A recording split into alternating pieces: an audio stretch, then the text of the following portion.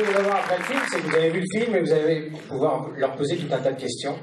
C'est bonne humeur, c'est bon esprit. Et je demande à Guillaume Canet de nous rejoindre.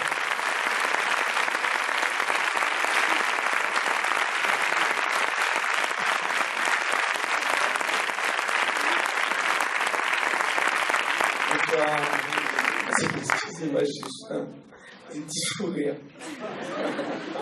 Excusez-moi, ça n'a absolument rien à voir. C'est parce qu'en fait, on était dans le SAS, ici. Et en fait, on était au restaurant et on a... Je vais vous expliquer.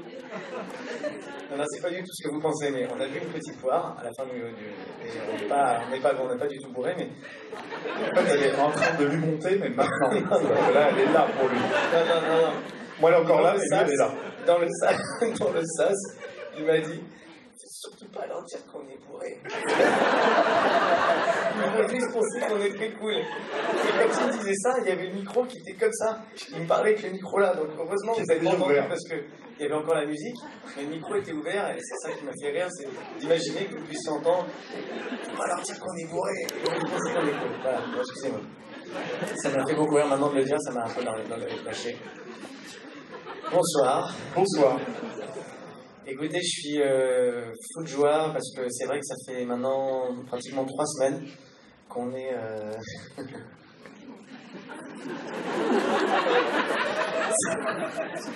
C'est vrai qu'elle était bonne cette poire. Hein. Ça va être dur. Moi, j'ai pris un rhum. C'est pas que la poire. Non, moi j'ai pris la même que Guillaume. Hein. Non, mais en plus, il peut pas rigoler parce que hier, on était à Nantes et il a voulu jouer au jeune ado. On a fait du skate et il s'est pété la gueule, mais comme une merde. Il s'est pété une côte. Il s'est déplacé 6 côtes, la clavicule et le bassin. J'avais tout déplacé en fait. Le bassin était là. Il a été voir un ostéo, ça va beaucoup mieux, mais ça me faisait rire par rapport au thème du film. J'essaie d'être rock'n'roll et puis après. Donc voilà, je disais, ça fait 3 semaines qu'on tourne partout en France et je vous rassure, on ne boit pas des poires à chaque dîner. C'est la première fois. On était très contents d'être à Rennes et comme on sait que Rennes c'est quand même très rock'n'roll, comme dire, on s'est dit, allez, soyons rock'n'roll. Il m'a dit comme ça. Il m'a regardé tout à l'heure au resto, il me fait, je crois que je vais prendre une poire.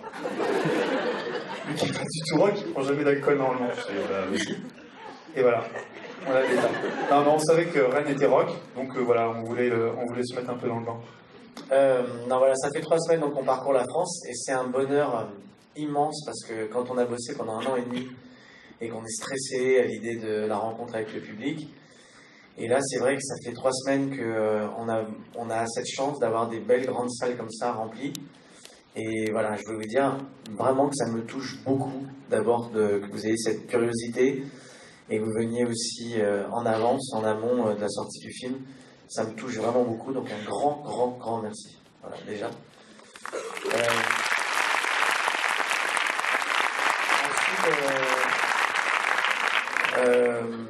Ensuite, voilà, vous dire que c'est vrai que voilà, quand on a bossé pendant 1 an et demi, aller se mettre dans la salle derrière, entendre des gens rire, c'est la plus grande des récompenses. Et c'est vrai que c'est pas forcément donné à tous les films, parce qu'il y a des films qui se prêtent un peu plus à ça. Et là, en l'occurrence, Pathé nous a laissé pouvoir faire cette grande tournée, donc je les remercie. Et voilà, pour pouvoir venir à votre rencontre, parce que sinon, on fait un film, on travaille entre nous, puis après, le jour de la sortie, le film ne nous appartient plus, il est parti, et donc c'est toujours un peu difficile de s'en séparer. Alors que là, la tournée, ça nous permet petit à petit de le quitter progressivement. Voilà. T'as repéré quelqu'un? Non, je connais du monde, si tu veux, à Rennes, moi. Tu veux un 06? Non, pas besoin, j'ai mon petit crew. J'ai ma famille ici. Voilà, j'ai ma famille ici, j'ai des potes là-bas. Je suis dans toute la France, contrairement à toi. Et je ne crois pas, non. Parce que moi, je ne crois pas parce qu'il y a des choses que tu ne sais pas. Et moi, je peux te dire, par exemple, qu'à Rennes, je suis venu en force. C'est vrai? Ouais, et je peux te dire, par exemple, je vais t'expliquer. À l'été 72. Voilà, je vais te raconter une petite anecdote parce qu'il sait pas, mais je vais t'en boucher un coin, mon cher Rodolphe. C'est qu'à l'été 72, en fait, mes parents étaient à La Baule en vacances avec des amis et ils se faisaient chier parce qu'il pleuvait. Et ils ont dit, mes parents ont dit, bon bah nous on va aller faire un enfant. Ce qui est toujours agréable de savoir qu'on est né parce qu'ils se faisaient chier. Mais c'est une histoire vraie, hein, ce que je vous raconte, hein, c'est vraiment passé. Et les amis qui étaient présents m'ont dit, bah, à ce moment-là, si vous faites un enfant, bah, moi je serai le parrain. Voilà. Et il s'appelait Michel Knadix, c'était mon parrain. Et sa femme est dans la salle avec sa fille. Ouais, c'est un héros, t'as raison. Et je vais venir vous embrasser. Bon, la Baule n'est pas en Bretagne.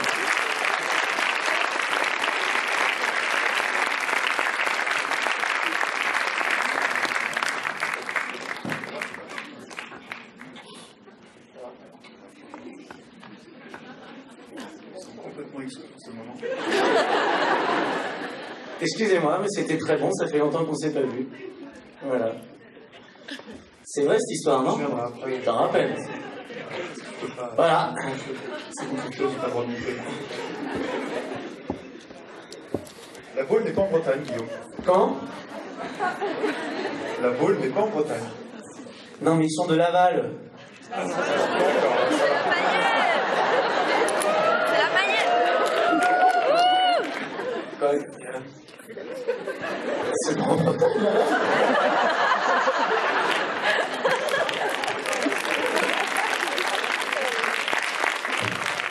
C'est pas du tout répété. Hein. Quand on était à Strasbourg, ils savaient pas que c'était en Alsace. C'est pas vrai. C'est vrai. C'était une vanne. Non. Mais C'est pas du tout une vanne. Mais c'était une Supra supra géographie. C'était une supra vanne, arrête. Est-ce qu'on est dans les questions? Oui, carrément. C'est les questions? Hein? Oh, faut pas y aller. Une question bien sérieuse pour que... Alors allez-y, lancez-vous. Est-ce que vous avez des questions? Hop, jeune homme. Il y a un mec qui va bien nous calmer là. Bonsoir. Ouais, je me disais que c'est un vrai film de merde. Ok, alors, J'ai détesté tout le film, hein, donc bon voilà. Non, en vrai, franchement, le film était vraiment bien. Merci. J'ai trouvé vachement bien au niveau, justement, au niveau de l'autovision, tout ça. Et justement, ce que je voulais savoir, c'est est-ce que ça a été facile de convaincre toutes les personnes qui sont au casting de prendre autant leur rôle, quand je pense surtout à Cotillard, par exemple. Non mais voilà, la cotille. La cotille. La cotillard. L'amour, non, vous j'ai pouvez dit l'appeler Cotillard, amour. j'ai dit Cotillard. Mais non, voilà, ouais, est-ce que ça a été facile de leur dire, ouais, bah, joue toi-même, mais encore plus fort, quoi. Alors, elle n'est pas évidente, hein, la Cotillard. Hein. Mais, la non, en fait, ça a été bizarrement très facile de convaincre tout le monde. Les seules personnes qui ont été difficiles à convaincre, c'est les acteurs qui jouent dedans, qui ne sont pas acteurs. C'est-à-dire que c'est toutes mon agent, mon producteur, voilà, toutes ces personnes-là qui ne sont pas du tout acteurs professionnels. Là, pour eux, c'était difficile d'accepter de jouer une scène et tout ça. Les acteurs professionnels, ils ont tous adoré l'idée parce que ça les a fait marrer de jouer leur propre rôle dans un film et de jouer l'autodérision. Johnny, le premier, ça l'a beaucoup fait rire. Il a adoré l'idée. Ceci dit, il faut quand même avoir beaucoup d'autodérision quand même de chanter porte de pénitencier enfermé dans des chiottes. Derrière des barreaux, faut quand même y aller. Et ça, voilà. Marion, ce qui était très étrange, c'est que quand je lui ai filé le scénario, d'abord elle était très, très contente parce qu'elle me dit c'est cool, je vais enfin faire un film en France et je vais pas avoir à travailler d'accent. J'ai dit lis-le quand même parce que il y a un petit truc quand même. Donc elle m'a bien détesté quand elle a compris l'histoire. Mais ça l'a beaucoup fait rire sinon. Et alors bizarrement, je pensais qu'elle allait me l'envoyer à la gueule parce qu'elle allait me dire mais t'es malade de raconter des choses comme ça, je pète pas au lit. Parce que oui, c'est elle. Hein. Enfin, ça s'entend quand même. Je sais pas si. Mais donc, je pensais qu'elle allait me l'envoyer dans la tronche. Et en fait, elle me dit non, il y a un truc qui va pas du tout. je suis un peu dans l'angoisse. Et elle me dit, le potager au mois de février avec les salades, c'est pas possible. Hein. Donc elle était déjà dans le personnage, quoi, c'était énorme. Et voilà. Et elle m'a vraiment emmerdé pendant au moins 2-3 mois pour cette histoire de potager. Et je dis, on s'en fout, c'est pas très grave. Personne ne va relever qu'on est au mois de février, qu'il y a des salades dans le potager. Mais non, c'est pas crédible, c'est pas possible. Et en fait, il n'y a que ça qui l'emmerdait dans le scénario. Donc vous voyez, elle a quand même beaucoup d'autodérision, la petite. Est-ce que vous avez une autre question? Je peux me déplacer, hein? Oui, ici. Ici, allez. Oui, voilà, j'ai déjà un micro en fait, donc vous n'avez pas besoin de vous déplacer. Mais merci quand même pour l'intention. Il a pris la même que moi. Bonsoir, bravo pour ce D'ailleurs, film ça serait déjà. sympa qu'on boive tous un coup. Parce que... oui, c'est compliqué là. Ok. Alors moi, ma question fait suite à la question précédente, puisque je me demandais si quand on joue une version fictive de soi-même, est-ce que ça se prépare pareil que quand on joue un personnage différent, ou est-ce que c'est totalement différent? Est-ce qu'on n'ose pas aller dans certains endroits, ou est-ce qu'on ose plus J'ai été quand même dans pas mal d'endroits. Hein. L'urologue et tout ça, ça a été quand même... Bon, ça c'est une sorte de vanne, par exemple. Les vannes ne marchent pas pareil suivant les villes. Il est en train de s'en rendre compte. Non, c'est surtout... Non. À Nantes, elle a fait un carton, celle-là. Non, c'est surtout sous poire ou pas, en fait.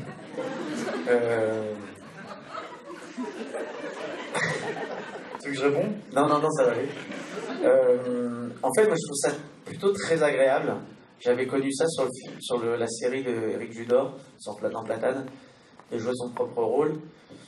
Et c'est pas si compliqué que ça, parce qu'en fait, il n'y a pas à se prendre la tête sur comment parle le personnage, comment il bouge, comment il est, son tempérament, puisque c'est moi. Tout ce que vous voyez dans le film, il y a quand même une grosse part de vrai. Je dois même l'annoncer, l'assumer, même si tout est tiré à l'extrême et exagéré, et qu'il y a des choses évidemment qui ne sont pas totalement vraies. Je n'ai pas, par exemple, d'urologue titré. Mes couilles vont bien. Enfin voilà, il y a des choses qui ne sont pas vraies, mais il y a des choses qui sont vraies. Et donc voilà, j'ai pas, enfin, la préparation du personnage n'a pas été si compliquée que ça.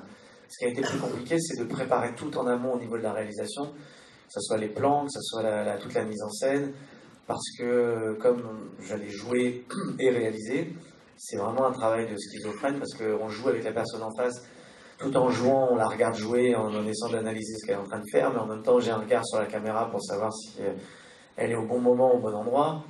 Enfin, voilà, c'est un travail de titan, et c'est vrai que ça a été le travail en amont de préparation qui a été intense. Voilà, mais sinon, le personnage en lui-même, non, ça a été... J'espère parce que je suis en apnée depuis tout à l'heure.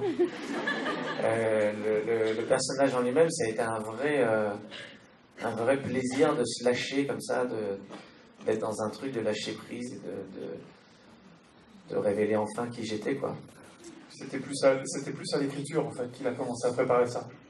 Parce que c'est passé d'abord, on a écrit à 3, il y avait moi, il y avait Guillaume et Philippe Lefebvre aussi, qui n'est pas là ce soir, mais qui a écrit avec nous et qui a écrit le premier film de Guillaume, qui était Mon idole, puis Ne le dis à personne.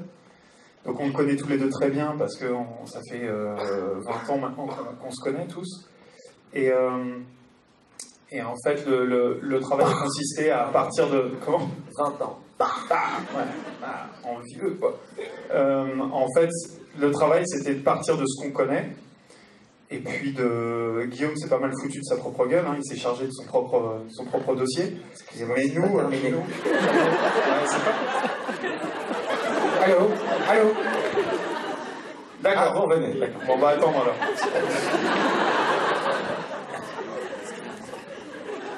On va l'attendre, c'est quand même cool. Ouais, c'est quand même pas sympa de...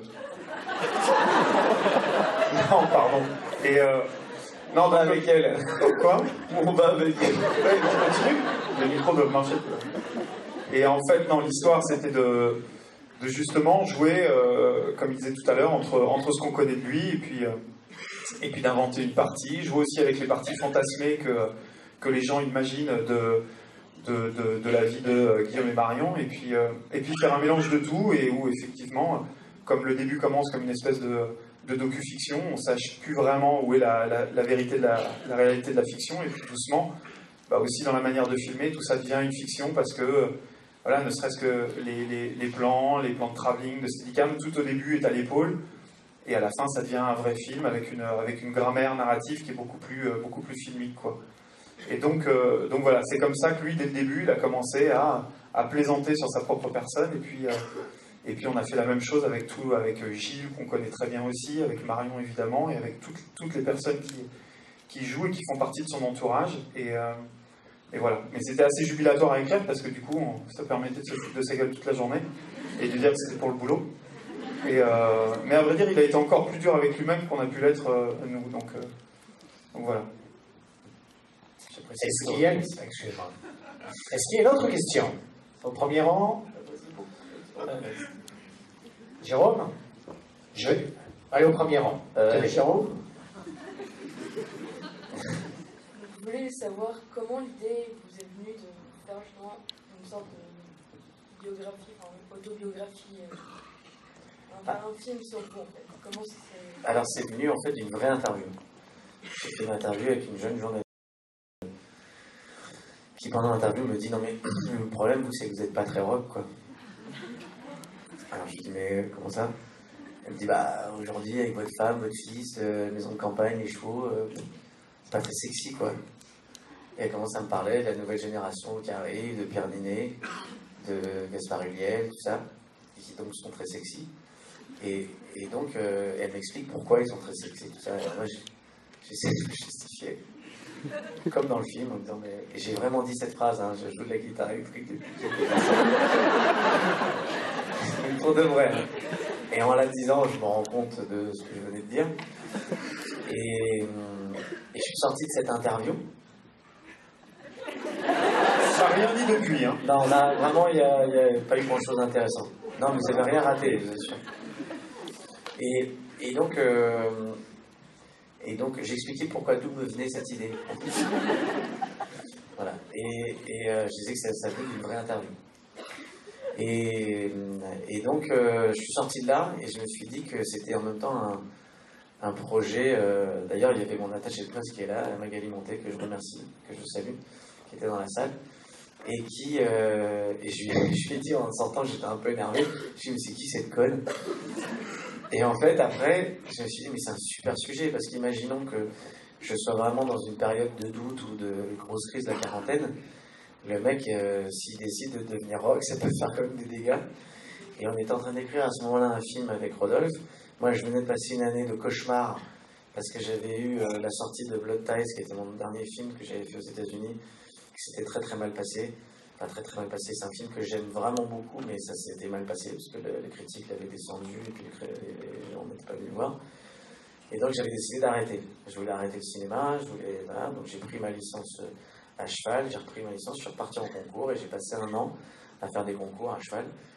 Et j'ai commencé, à bout de plusieurs mois, à me ressentir heureux de faire ça, de refaire de l'équitation. Et je me suis dit finalement, peut-être je pourrais m'en passer. Et puis, il y a eu plusieurs choses qui se sont passées, qui ont fait que je me suis remis au travail, mais j'y arrivais pas, j'étais un petit peu... Voilà. Et puis, cette interview, c'est un déclic, où je me suis tellement marré à l'idée de pouvoir traiter de ce sujet, de voir... Ça faisait des années, en fait, que on subissait, en fait, les frais de toutes les... on faisait les frais de toutes les presses people avec Marion, de plein de choses qu'on apprenait au fond de notre vie.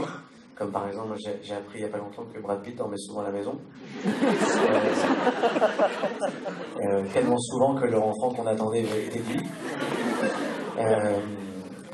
Donc, au bout d'un moment, c'est vrai qu'au bout d'un moment, je me suis dit que ça me faisait rire moi d'en rigoler moi en fait. C'est qu'à force de vouloir rentrer chez moi, je me suis dit que c'est moi qui vais ouvrir la porte. Et puis je vais pas vous dire si j'ai changé les meubles ou pas, mais en tout cas, voilà, on va s'en amuser nous-mêmes. Et donc, cette idée de l'image, l'idée de l'image que les gens ont de nous, de comment nous on se voit, de cette société dans laquelle on vit, qui se regarde beaucoup, qui se prend en photo, le selfie, c'est quand même un truc de barge quand même de s'imaginer qu'on se prend en photo. Jamais il y a 10 ans on aurait retourné l'appareil pour se faire des mimiques avec des phases comme ça. Et donc voilà, tous ces aspects-là de la société, avec le jeunisme, avec tout ce que la société tend à nous montrer qu'on est paroque, parce que c'est vrai, parce qu'aujourd'hui fumer c'est paroque, que c'est pas bien de fumer, qu'il faut manger bio, qu'il faut faire du sport, comme dit Johnny, que péter une chambre d'hôtel c'est devenir un gars, que autant avant c'était un peu classe d'avoir de l'embonpoint, parce que c'était réconfortant, c'était signe de prospérité. Sauf que maintenant, à 50, 60 balais, il faut avoir la plaquette de chocolat, on rentre le ventre sur la plage, il faut être bronzé, il faut avoir les dents blanches, il faut avoir des cheveux, pas gris. Et voilà, tous ces thèmes-là sont venus se greffer. Et c'est comme ça qu'on a écrit le scénario en 4 mois, et on était comme des dingues à beaucoup rigoler. Et voilà. Une autre question? Bonsoir. Bonsoir. Ça rejoint un petit peu la question de tout de suite, c'était de savoir si réellement vous aviez vécu la crise de la quarantaine. Alors, moi, non, je ne l'ai pas vécu personnellement. Je pense que quelque part, j'ai dû la vivre, si, mais pendant le film. C'est-à-dire que le film m'a permis peut-être d'éviter la crise de la quarantaine. C'est que je ne l'avais pas avant, mais je pense que la crise de la quarantaine, pour moi, ce que j'en comprends et ce que j'en imagine, c'est une crise d'adolescence qui n'a pas eu lieu. C'est-à-dire que pour moi, soit il y a la crise de l'adolescence où on se cherche et on a le look punk, ou alors on a le look... enfin voilà, on passe par plein de stades de look pour se chercher. Et si on l'a pas vécu, bah souvent ça arrive que certains mecs à 40 balais quittent femme et enfants pour s'installer avec une jeune fille, acheter la voiture de sport, se refaire les tempes, enfin tout. Et c'est un truc... qui est normal, je pense, à un moment dans la vie. Après, on n'a pas tous la même vie, et il y a des adolescences qui ne permettent pas forcément d'avoir ce moment où on se trouve, et des fois on le vit plus tard. Et c'est vrai que voilà, c'est pour ça que je porte absolument pas du jugement là-dessus, et je pense que cette crise finalement est importante à avoir, parce que je pense que le plus important dans la vie, c'est d'être ce que l'on veut être. Il n'y a rien de pire dans la vie que de vivre une vie à s'obliger à vivre quelque chose qu'on ne veut pas, et on peut se tromper, on a le droit de se tromper dans sa vie. Voilà. Donc c'est pour ça aussi que je trouve ce personnage assez touchant, quand finalement il se trouve à la fin, et il est quand même assez heureux, et il est content parce qu'il va aller faire des films aux États-Unis comme sa femme. Et... Mais vous êtes très sexy comme ça. Ah, pour rien changer. Merci beaucoup. C'est gentil. Merci à vous. Est-ce que d'autres personnes me posaient une question? Je suis à l'hôtel. On va aller un petit peu par là? Par ici. Chambre 200. Question? Pas de question. En vieil acteur, En bas, regarde. En Jean-Pierre, en tournée théâtrale.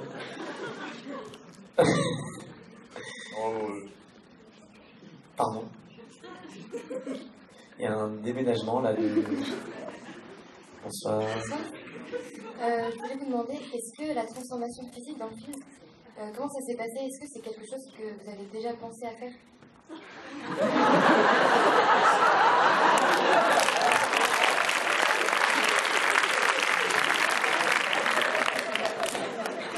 Ok.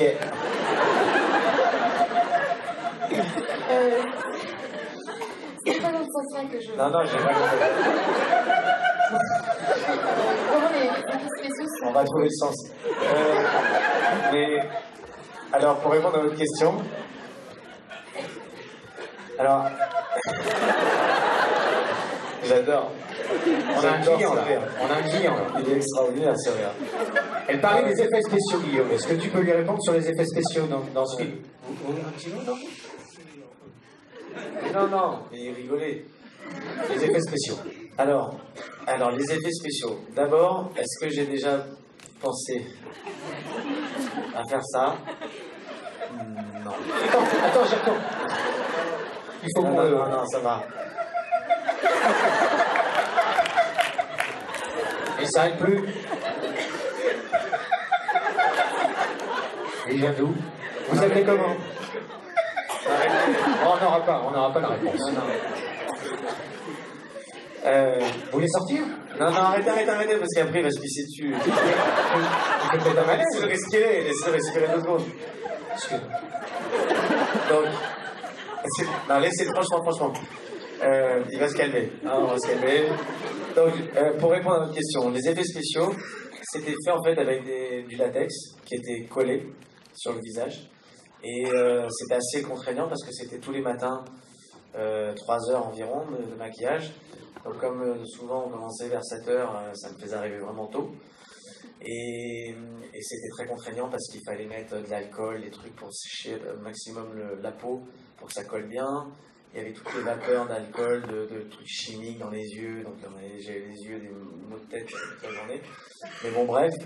Donc ça a été fait. Ensuite, en numérique, on a un petit peu arrangé pour pas qu'il y ait trop les bases en fait des prothèses. Et puis voilà. Et puis pour le corps, bah, c'était beaucoup d'entraînement.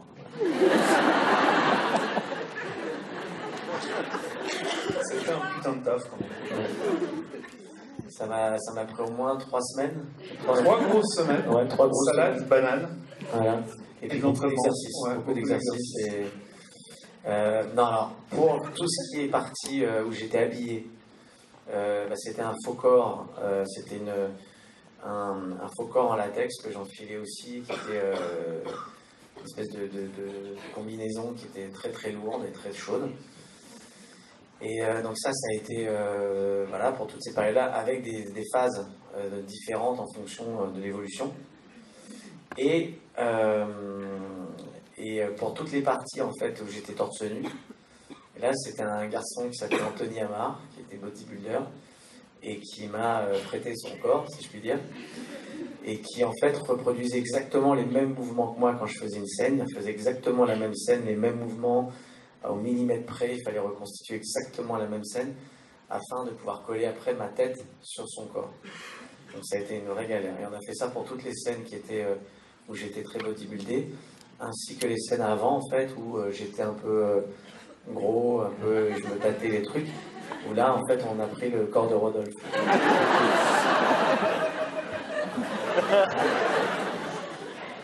Ça me gênait pas tout à l'heure, mais là. Voilà. Non, j'ai pris beaucoup de poids avant le film, et puis depuis, comme vous pouvez voir, c'est hallucinant. Je suis hyper seul.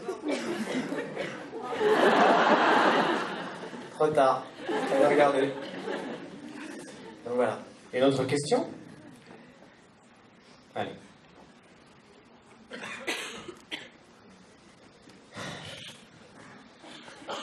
C'est bon, parce qu'il y a des Bonsoir. phases de...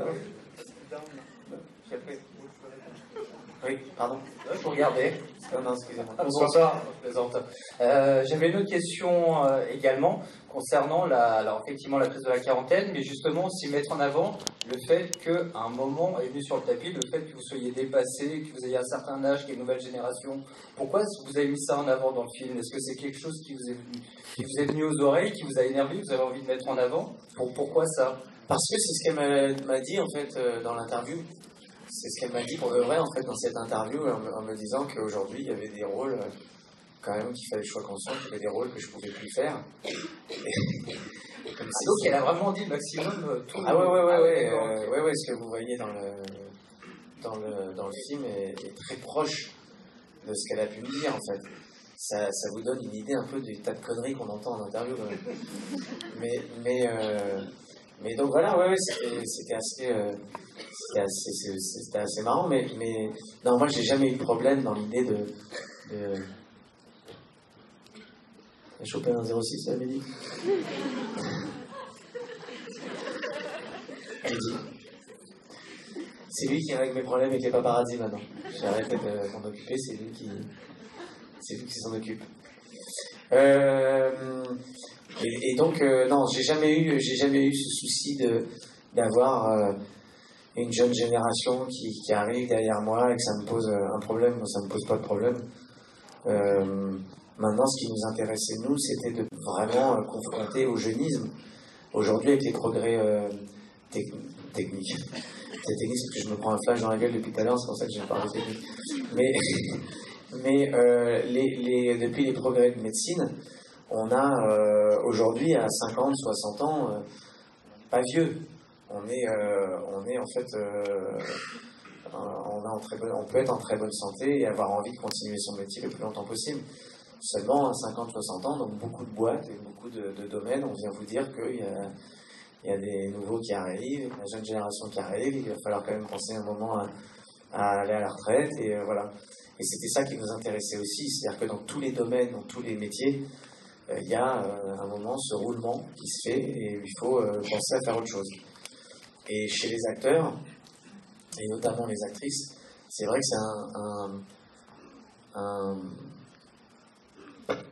c'est la poire. Il y a un aspect particulier par rapport au vieillissement, à comment l'apparence, à comment on vieillit, et comment surtout les gens de production, tout ça, déterminent et décident que vous n'êtes plus bon pour un rôle ou un autre. Voilà, donc c'est une réalité, c'est pas moi qui l'invente, quoi. Mais en tout cas, personnellement, pour l'instant, j'ai beaucoup de chance d'avoir la chance de travailler et d'avoir des rôles qui, pour moi, sont beaucoup plus intéressants que les rôles que j'avais avant. C'est-à-dire que les personnages que je fais maintenant, je trouve, sont plus matures et plus profonds, plus intéressants que les premiers que je faisais avant. Voilà. Y a-t-il une autre question?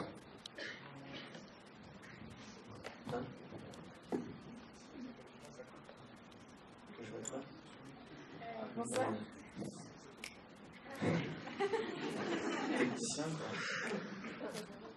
Bonsoir. Bonsoir. Déjà, je voulais vous féliciter pour votre film et je voulais vous dire que j'avais adoré Blood Ties. J'étais venue vous voir en avant-première à Paris. Il y en a un par ville. J'ai depuis 3 ans à Paris en avant-première et vraiment ça m'avait énormément plu. Merci à vous. Donc, je voulais vous féliciter malgré les critiques qu'elles aient pu être. C'est très gentil, merci. Et je voulais vous demander, est-ce que vous préfériez être derrière la caméra ou être acteur? Alors, au départ, j'ai toujours voulu être réalisateur. C'était vraiment mon souhait. Et c'est pour ça que quand j'avais 15-16 ans, je faisais des courts-métrages en Super 8 avec des potes. On faisait des travelling avec un caddie. Je montais tout ça dans ma chambre. Et en fait, quand j'ai décidé de vraiment faire que ça, je suis allé à Paris et puis j'ai été dans un cours de théâtre pour faire un stage, pour essayer d'apprendre, à voir comment les comédiens travaillaient. Parce que je me suis dit que si je devais diriger les comédiens, ça serait bien d'apprendre de voir comment ils travaillaient. Et, pardon. Et en fait, j'ai passé une semaine géniale, j'ai adoré ça. Et en sortant de là, comme il fallait quand même que je travaille et je gagne ma vie, j'ai fait quelques castings et j'ai été pris assez rapidement, et notamment au théâtre. Et j'ai été pris pendant près de 8 mois dans une pièce importante, au Théâtre Hébertot, avec Christophe Malavoie, et ça m'a ouvert plein de portes en tant qu'acteur. Et du coup, ça a pris le pas sur mon métier d'acteur, de réalisateur, jusqu'au moment où j'ai été pris pour la plage, où je suis parti donc en Thaïlande faire ce film où j'ai rien foutu pendant 4 mois et demi, parce que à part être en maillot de bain sur la plage, j'avais pas grand chose à faire. Et puis après, j'ai fait un film dans lequel j'étais vraiment très très bon, ça s'appelait Vidocq. Je sais pas si vous avez vu ce film. Pas encore. Ouais, merci, j'étais très très très bon. Il m'avait rasé la moitié de la tête, et j'étais vraiment vraiment très très bon. C'était qu'au niveau de à chier, je pense que c'était... Et je pense que... Et du coup, derrière, pendant 1 an et demi, j'ai pas reçu le scénario. Et puis, c'était grosse traversée du désert, comme on dit. Et c'est là que je me suis dit, mais j'ai toujours voulu être metteur en scène, donc voilà. Et du coup, c'est comme ça qu'avec Philippe Lefebvre, on a écrit Mon Idole, mon premier film. Et grâce à Mon Idole, ça m'a donné du travail en tant qu'acteur. Et c'est là que ça a été le démarrage. Mais j'ai toujours voulu être d'abord metteur en scène. Mais aujourd'hui, pour répondre à votre question au bout de 3 quarts d'heure, je ne pourrais pas me passer de faire surtout de la mise en scène, d'écrire et de faire des films et de pouvoir vivre des moments comme ça avec vous. J'ai toujours un problème, par exemple là le film sort, autant ça m'amuse beaucoup d'être sur un plateau, de faire des films et de faire tout ça. Ça m'amuse même à la rigueur de poster des conneries sur Instagram et de tout ça. Mais après, je suis terrifié à l'idée de lire les commentaires. Comme je suis terrifié, je lis jamais de critiques. Je veux jamais rien lire sur moi. Quand il y a des photos qui paraissent sur moi dans les journaux, je veux jamais rien lire. Je veux pas qu'il y en ait à la maison. Je supporte pas l'idée de me voir dans un magazine, ni qu'on parle de moi. Donc là, la période de promo, c'est toujours un peu stressant. Voilà. Mais les gens qui travaillent avec moi savent qu'il ne faut rien me dire. Bon ou mauvais, hein. C'est pas... Voilà. Est-ce qu'il y a une autre question? Ah, allez. Bonsoir Guillaume. Tout d'abord, je tenais à vous remercier pour votre film, je me suis bien marré. Et puis voilà, au-delà de l'apparence légère de ce film, surtout ce film, il dit que peu importe son apparence, il faut être tout simplement en phase avec son cœur et ça m'a beaucoup touché. Donc merci. Je tiens à ajouter que j'ai également beaucoup aimé Blood Type malgré les critiques. Voilà, on ne comprend pas toujours. Ma question, vers la fin du film, donc votre personnage part faire une série télé. Est-ce que ça vous est venu dans l'idée un jour, en tant que réalisateur, donc derrière la caméra, d'aller vers un projet de série télé vraiment en tant que réalisateur et en termes d'écriture, parce que c'est vrai que c'est un autre procédé, ça permet d'avoir une écriture plus longue, de s'attacher différemment au personnage, on a une plus grande liberté sur le temps. Est-ce que ça vous est déjà venu à l'idée d'aller vers des séries télé? Alors, jusqu'à présent, non, mais ça commence. En fait, j'ai une idée. En fait, j'ai un film que j'ai coécrit avec Cédric Anger, avec qui j'ai fait La prochaine fois, je serai le cœur, et qui est un film que j'ai écrit il y a très longtemps, qui était à l'époque, c'était même avant de ne dire à personne quand j'ai commencé à écrire ce film. Et c'est un film qui est très très long, très coûteux. Et en fait, il n'y a pas longtemps, j'en ai discuté avec un producteur de série qui me disait que ça pourrait être une bonne idée de le faire en série, c'est-à-dire de le tourner comme un long métrage et après de le morceler en série. Donc c'est la première fois que j'ai imaginé pouvoir partir là-dedans. Après, le problème des séries, c'est que souvent ça vous engage sur un très long terme. Et que moi, j'aime bien l'idée de pouvoir faire des choses différentes. Et surtout maintenant, j'aime bien l'idée de pouvoir continuer à faire du saut d'obstacle et de monter à cheval. Et que du coup, j'organise un petit peu mes tournages en fonction des concours. Non. Donc si c'est une série qui se fait sur 8 mois, la saison est morte derrière. Donc peut-être un peu plus tard, quand je ne pourrai plus monter à cheval et que je serai trop vieux, je ferai peut-être plein de séries. Voilà. Une autre question?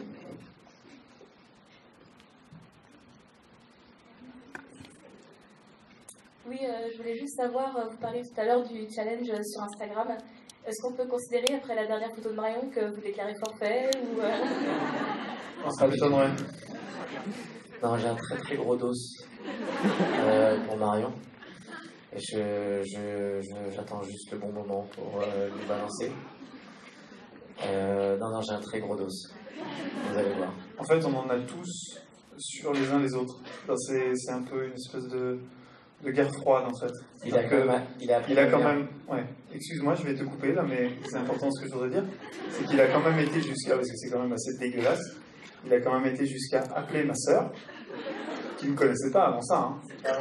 C'est elle qui m'a contacté sur Instagram. Oui, elle a dit qu'elle avait des gros dossiers, mais c'est toi qui l'as contacté après. Et bref, il a fait en sorte que ma mère fournisse des photos de moi adolescent, donc à la meilleure époque, je vous laisse imaginer. Et du coup, il a des photos en sa possession de moi adolescent. Et du coup, fatalement, j'ai appelé sa mère. Et donc, comme à mon avis les gros dossiers vous intéressent plus sur lui que sur moi, j'ai vraiment des dossiers d'une puissance inimaginable. Voilà, enfant, adolescent, tout. Voilà. Donc voilà où on en est. C'est pour ça que j'ai rien balancé sur lui pour l'instant. Non mais tout ça c'est parti d'une grosse connerie en fait à Lille le premier jour de la tournée où Marion était en train de dormir la tête en arrière, la bouche ouverte. Ça c'est pas bien avec nous. Et ça nous a fait beaucoup rire.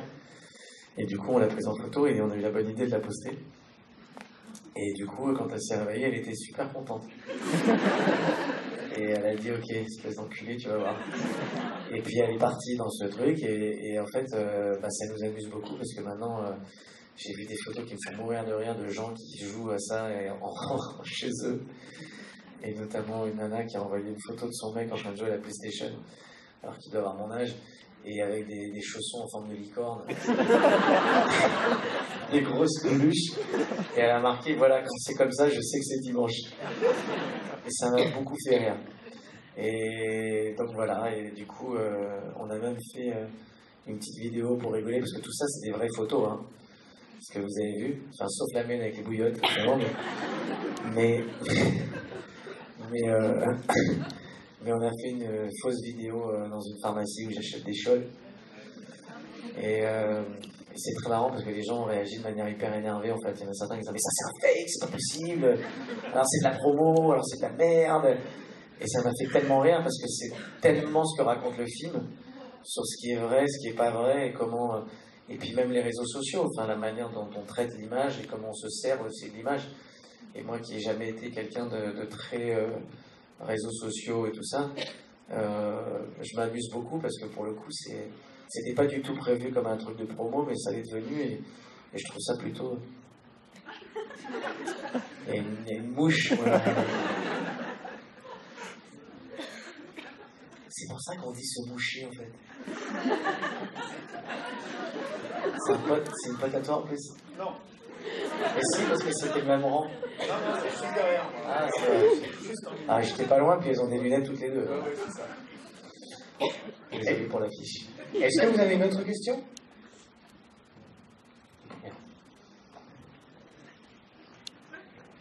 Bonsoir. Bonsoir. Je voulais savoir comment vous faites pour écrire un film à 3. Enfin, comment vous organisez? C'est 3. Oui, 3. Comment on s'organise? Non, comme. En fait, c'est beaucoup de conversations. Ouais, déjà, on essaie de travailler dans la même pièce. Non, mais c'était. En fait, comment dirais-je? Guillaume, on a fait des grosses conversations, des gros briefings, en fait. Où on part de l'interview qui lui donne une idée, et de là, en fait, on déconne là-dessus. On invente une espèce de trame, et puis ensuite... Oui, vas-y, je t'en prie. Et ensuite... d'accord, donc, ok, donc... voilà, doucement les regards reviennent dans ma direction. Et non, voilà, donc en fait, on fait des grosses séances de conversation et de briefing autour du thème, et ensuite, on fait une espèce de structure, et par la suite, en fait, chacune des séquences, on commence à les écrire ensemble, en tout cas des ébauches. Et puis c'est des grosses séances de déconnade en fait, parce qu'il y a beaucoup de surenchères, comme on se connaît bien, et que là en plus c'est aussi plus facile parce que c'est une comédie, donc ça se faisait plutôt dans la bonne humeur. Et puis une fois qu'on avait des séquences bien définies et une structure de film à peu près qui se tenait à peu près, après on se répartissait les séquences en fonction de l'affinité de chacun. Voilà, on piochait quelques-unes. Et puis ensuite, et Philippe et moi et Guillaume, on les écrivait chacun de notre côté. Philippe et moi, on les envoyait à Guillaume, qui les corrigeait, les remettait à sa sauce, et puis nous les renvoyait. Et voilà, c'est une espèce de ping-pong. Il faisait pareil avec celle qu'il écrivait. On lui disait ce qu'on en pensait. Et puis ensuite, après quelques allers-retours comme ça, on se revoyait, on rediscutait des choses. Et puis au final, Guillaume a récupéré tout l'ensemble des séquences qu'on avait travaillées. Et il les cristallise comme lui a envie de les voir au final. Quoi. Parce qu'il y a quand même un moment donné où il faut que, étant donné que c'est lui qui réalise, il faut qu'à un moment donné, il y ait quelqu'un qui prenne une décision finale quand il y a des questions qu'on se pose sur la direction à donner aux différents thèmes, aux comédiens, etc., à l'évolution des personnages. Donc au final, voilà, c'est lui qui finit par cristalliser le tout, et puis voilà. Mais c'est beaucoup d'allers-retours, en fait, de conversations, et surtout de bonnes déconnades. Ouais, de ping-pong, et de... C'est là qu'en fait on trouve vraiment les idées, quoi. Et ça peut aller très très vite. Et des fois en 10 minutes, un quart d'heure, on avait trouvé 5-10 minutes du film, quoi. Parce qu'on partait dans un délire et c'était de la surenchère et on partait dans des trucs. Et on a une chance incroyable parce que il y a des moments où on partait sur des trucs qui nous faisaient vraiment beaucoup rire. Et c'est vrai quand on se retrouve... après avoir le film avec le public et quand on entend les gens rire, quand on va se planquer et qu'on entend les gens rigoler à des trucs, on se revoit en train d'y penser et de voir comment nous, ça nous fait rire à ce moment-là. Et de voir quand les gens... Genre le sac à dos du crocodile. Sur d'autres trucs. Tu te dis, bah non, mais en fait, ce crocodile va avoir un sac à dos. C'est un ranger ou c'est pas un ranger? Ils ont dit, bah oui, c'est un ranger. Bon, bah il faut un sac à dos, avec un petit écusson. Donc il y a quand même un chef d'éco, si tu veux, qui allait faire un petit écusson avec un crocodile ranger. Et le chef d'éco qui a fait le petit bouquin, tu sais, à un moment donné, il lui lit une histoire. Tu sais, il y a le croco qui vient. Le mec allait faire un bouquin spécial avec un crocodile végétarien, quoi. Voilà, c'est ce genre de conneries. Mais ça part effectivement d'une conversation et puis d'idées comme ça, un peu saugrenues, mais qui finissent par prendre forme, et c'est ça qui est super rigolo, quoi. Comme plein de gens derrière qui t'aident à y croire et à réaliser ce truc, quoi. Cabane au Canada, ça va. Le saumon. Et ce que je vous ai pas dit, en fait, que Rodolphe, oui, Rodolphe, est beaucoup plus grand que moi. Aussi, et qu'il est en fait cadreur sur les films aussi. C'est-à-dire que moi j'aime beaucoup cadrer, mais la plupart de mes films, depuis Ne le dis à personne, ont été cadrés par Rodolphe, qui est le meilleur steadicammer, un des meilleurs steadicamers au monde. C'est pas moi qui le dis, c'est Martin Scorsese. Et oh, les gens qui partent et qu'on ne voit même pas. Ouais. Il était très rapide celui-là. On vous propose. Ah, Mehdi. C'est Mehdi. Ah, Mehdi. On vous propose. Merci, Mehdi. Et non, mais attendez, je suis en train de parler de. Ah, bah, je suis en train de faire une tribute à Rodolphe Yoga. C'est juste pour ma famille. Bah voilà, non, mais je ça, je sais. Rodolphe, vraiment. Non, mais vraiment, c'est le Steadicam. Vous voyez ce que c'est le Steadicam? C'est une caméra, il n'y a pas une image là? Non, il n'y a que toi qui fais semblant de cadrer. Bon, là, il y a moi en train de montrer, en train de dire, tu vois, regarde son cul. Non, non, c'est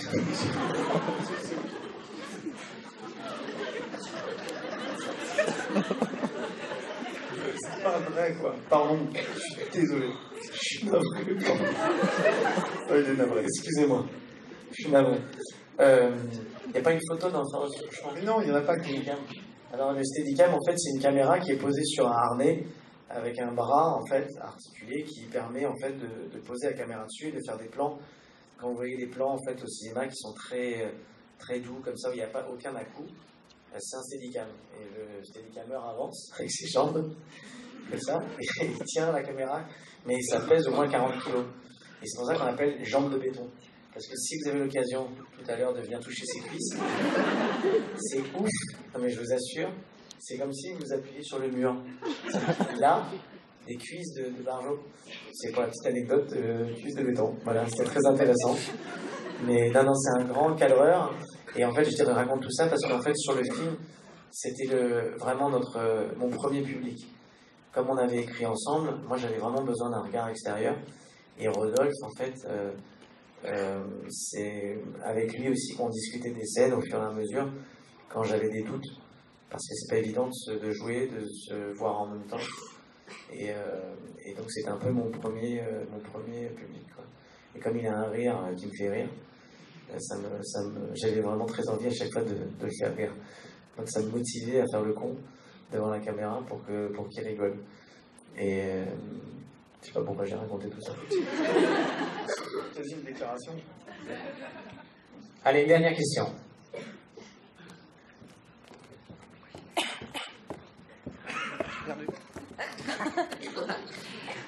Donc déjà, super film. Franchement, je pense que personne s'en met dans la salle. Tout le monde arrive, c'est super génial. J'aurais souhaité savoir juste combien de temps vous avez passé sur ce film. Donc du début, à partir de l'écriture, jusqu'à maintenant. 1 an et demi à peu près. 1 an et demi, ouais, environ 1 an et demi. Et ça raconte de manière très intense, c'est-à-dire jour et nuit, enfin pas jour et nuit, mais quand on fait un film, on y pense tout le temps. On se couche avec, on se réveille avec, on l'a toujours dans la tête avec tous les détails et toutes les phases de fabrication. Et c'était vraiment très très intense. Mais ça dépend des films. Après, on a écrit finalement en très peu de temps. D'habitude, ça peut prendre un peu plus de temps. Avant de vous laisser partir, je voudrais juste vous dire une chose très importante, si vous voulez bien. C'est que d'abord, vraiment encore un immense merci. C'est énorme pour nous vous avez vu, on était assez euphoriques. J'espère qu'on vous a pas trop saoulé avec nos bêtises. Mais c'est juste parce qu'on est content de partager ça avec vous. Ce que je voulais vous demander, si ça vous a plu, c'est de Bon, évidemment, n'hésitez pas à en parler autour de vous, parce qu'on va sortir au milieu de plein de gros films, donc le bouche à oreille sera toujours bon, mais surtout, s'il vous plaît, ne parlez pas de la deuxième partie à vos proches ou vos amis. Gardez le secret, s'il vous plaît, parce que j'ai vraiment envie. Là, ça fait 3 semaines pour l'instant, il n'y a pas eu de fuite, donc on est assez content. Enfin, pas que je sache en tout cas, mais j'aimerais bien essayer de garder ce secret le plus longtemps possible pour que les spectateurs puissent. Bon, je sais que le jour de la sortie, ça sera fini, mais parce que je pourrais pas aller dans toutes les salles raconter ça. Mais comme là, vous le voyez quand même nettement en amont, puisqu'on est pratiquement à 1 mois de la sortie. Si vous voulez bien préserver ce secret, je vous en serais vraiment très reconnaissant. Et vous dire aussi que par contre, si pour X raisons, certains d'entre vous n'ont pas aimé le film, ce que je comprendrais très très bien, à ce moment-là, s'il vous plaît, surtout n'en parlez pas. Vous n'avez pas vu le film, vous n'êtes pas au courant. Et vous n'avez pas pu venir. Vous n'avez pas pu venir, et c'est pas très grave en plus, même si, bon, je vous ai fait perdre un petit peu de temps, certes, mais voilà. Merci. Ouais, merci beaucoup. Beaucoup à vous. Au revoir. Merci à Rodolphe. Merci à Guillaume. On vous propose de les rencontrer en individuel. Si vous souhaitez, vous pouvez une séance de dédicace. La sortie, c'est par ici. On vous remercie.